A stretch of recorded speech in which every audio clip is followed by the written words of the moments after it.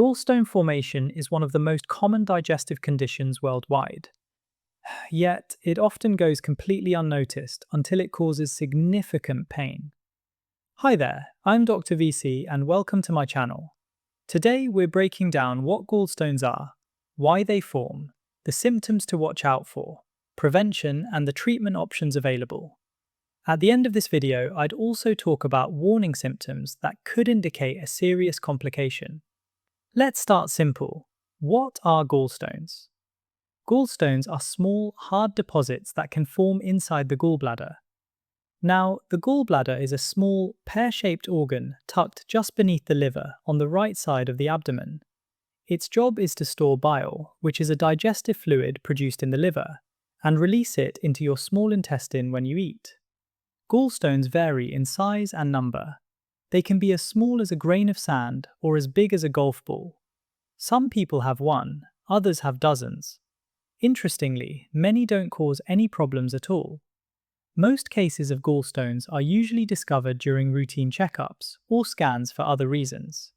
Symptoms usually manifest when the stones block the flow of bile. This blockage can trigger sudden, sharp pain in the upper abdomen, sometimes radiating to the back or shoulder blade. You might also feel nauseous or vomit. This is often called a gallbladder attack or biliary colic. The pain can last anywhere from a few minutes to several hours, but usually eases once the stone moves or clears the duct. And here's a very key point. These symptoms often occur or worsen after eating fatty foods. This brings us to the next big question. Why do gallstones form in the first place? The exact cause isn't always clear, but it usually comes down to three main factors. 1. Too much cholesterol in bile. If your liver produces more cholesterol than bile can dissolve, crystals can form and eventually harden into stones. 2. Too much bilirubin. Bilirubin is a chemical produced when red blood cells break down. Certain conditions like liver disease or blood disorders can raise bilirubin levels, leading to gallstones. 3. Poor gallbladder emptying. If bile sits in the gallbladder too long, it becomes concentrated, increasing the risk of stones. Now, depending on which of these is driving the process, different types of gallstones can form. There are two main types. Cholesterol gallstones. This is the most common type, usually yellowish, and is made mostly of undissolved cholesterol. And pigment gallstones. These are usually dark brown or black stones that form when bile contains too much bilirubin. So, who's most at risk of developing these stones? Let's look at the conditions that increase the risk of developing gallstones. Being female, being aged 40 or older, having Native American or Hispanic heritage, being overweight or obese, pregnancy, regularly eating a high-fat, high cholesterol, or low-fiber diet, having a family history of gallstones, diabetes or certain blood disorders such as thalassemia, rapid weight loss, taking estrogen-based medications, and liver disease. Some of these factors you can control, which naturally leads us to prevention. Although there's no guaranteed way to prevent gallstones, lifestyle changes can help lower your risk. Exercise regularly. Aim for at least 150 minutes of moderate activity per week, like brisk walking, dancing, or swimming. Eat a balanced diet. Include fruits, vegetables, lean proteins, and whole grains. Limit saturated fats. Do this by cutting back on processed meats, fried foods, and creamy desserts, and maintain a healthy weight. If you're overweight, gradual weight loss is safer than crash dieting. If you're unsure where to start, a healthcare professional or dietitian can help you create a personalized plan.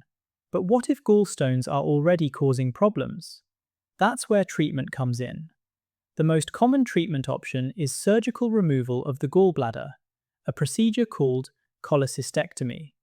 This can be laparoscopic or robotic, where the gallbladder is removed through small incisions, or open surgery. The most common approach is the laparoscopic, but open surgery may be necessary, especially if the gallbladder is inflamed or scarred. Since the gallbladder is mostly a storage organ, you can live a healthy life without it. For those who can't undergo surgery, there are non-surgical treatments. One of these is the use of ERCP, which stands for endoscopic retrograde cholangiopancreatography. Basically, it is a procedure that involves using an endoscope or camera, X-rays and graspers to remove stones from the bile duct. Another non-surgical treatment is shockwave lithotripsy. This involves using sound waves to break stones into smaller fragments that can pass naturally. And lastly, medications that dissolve gallstones, though they can take months or years to work, and stones often return once treatment stops. These non-surgical options are less common and usually reserved for people who can't tolerate surgery. So, when should you seek immediate care?